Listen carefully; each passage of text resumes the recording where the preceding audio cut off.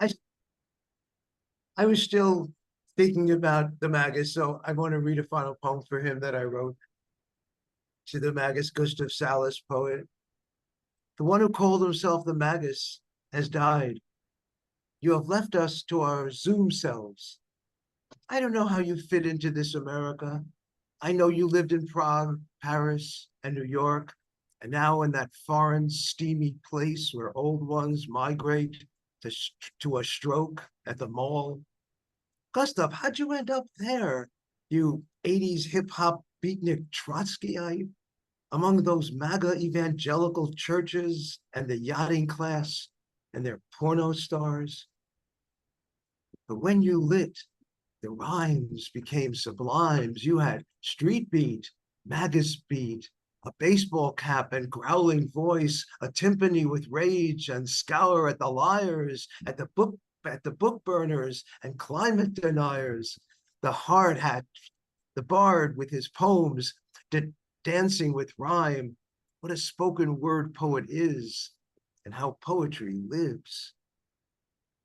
Magus, we knew each other from different dimensions. I never hugged you as a comrade in arms or learned about your family. We met sometime in COVID, the open mic scene. When you read, you grabbed the screen by the throat and you bought all my books. Who does that?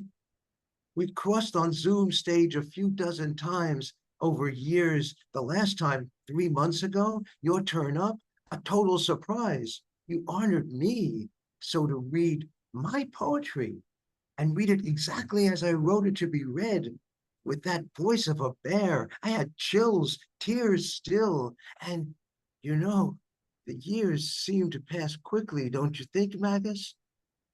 It may seem long, this moment to moment life, but really not that far before we see the likes of each other again. I imagine that's obvious for you, entering eternity, as I carry on remembering your face as it was on the screen for hours of poetry in two-dimensional squares from around the planet, all howling with you, Magus, for the revolution to overthrow the galaxies with love.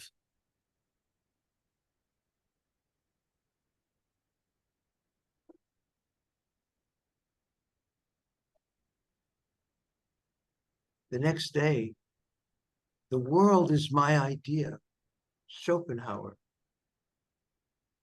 I'm stunned by the complexity of the world. Yesterday, I awoke and decided to change it. I would make systems and schedules, offer them to those I love and to those who don't love me, draw the map on my wings like a migrating bird, never question why go south in winter. I'll drag everybody along with philosophy, insisting it's where we all belong. But the world refused. Too many tales and intrigues, tragedies in a run-on sentence. They wouldn't even hear my plan. As for my nature, it remained lost in its own laws of cosmic thought made loud by the sun and the greed for survival in this world made of evil on this bed of nails. And I dreamt of crowds at the stadiums, satiated with music and pouring out, chanting slogans to the traffic jam. I awoke and decided to change myself. I will take part in the world, accepting that complexity is love itself, and paradox, the fruit of knowing. And David, I have time for one or two more, you think? Yes, Hello? please. Yes, please. Sure. Well, this is, yeah, this is from a book that I published a couple of years ago, Trumpius Maximus, The Reflections in the Time of Trumpius Maximus. This was written in February 2018. And just because of what happened this week, I thought I'd look at it again. Dying Bigly. What opera is to be made about Trumpius? He, the mad baritone, with the fashion frigid wife, a mezzo, no Desdemona her.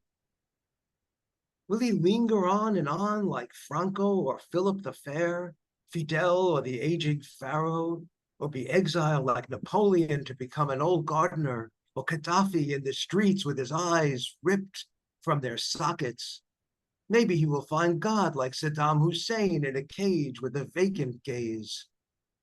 It's a Satyricon from imperial times, Eliot's Shakespearean Ran, the Grand Duke of Malevolence, a reality TV Mephistopheles.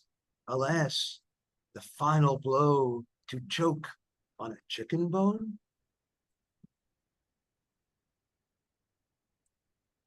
And I'll end with this best one here.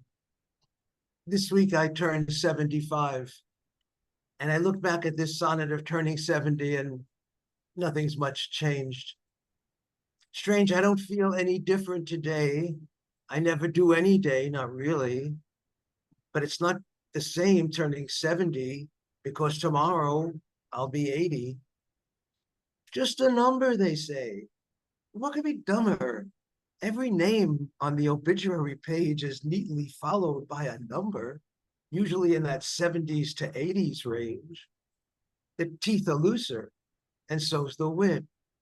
Now I can officially scold the scene. This world will not change a bit. Screw the happy birthday routine. Consolations would ring more true for all the complaining I intend to do. Thank you. Thank you, Mark. I'm gonna make a couple quotes, absolute favorite moments, and I never knew Magus. It's very moving to hear your description, and especially you honored me so to read my poetry and read it exactly as I wrote it to be read, and the way you describe your reaction to that. My favorite thing is the Schopenhauer poem where you say, hold on. Okay, yeah, this is my favorite. The world refused too many tales and intrigues, tragedies, and a run-on sentence. It wouldn't even hear my plan. As for my nature, it remained lost in its own laws of cosmic thought. Whew, I adore that. And the way, I awoke and decided to change myself, and take part of the world. Indeed, paradox is the fruit of knowing, and the stuff of poetry quite a lot of the time. So anyhow, wow, very well done. Absolutely. Thanks for All sharing. right. You're welcome. Yeah, I'm cheering you on. I'm so happy you came. Okay, so we have Ray Whitaker on next, who is our feature next week. So I'll be quiet, and Ray, I will record as you ask. One moment. Thanks everybody for thank you for being let me start over here. Not enough coffee this afternoon.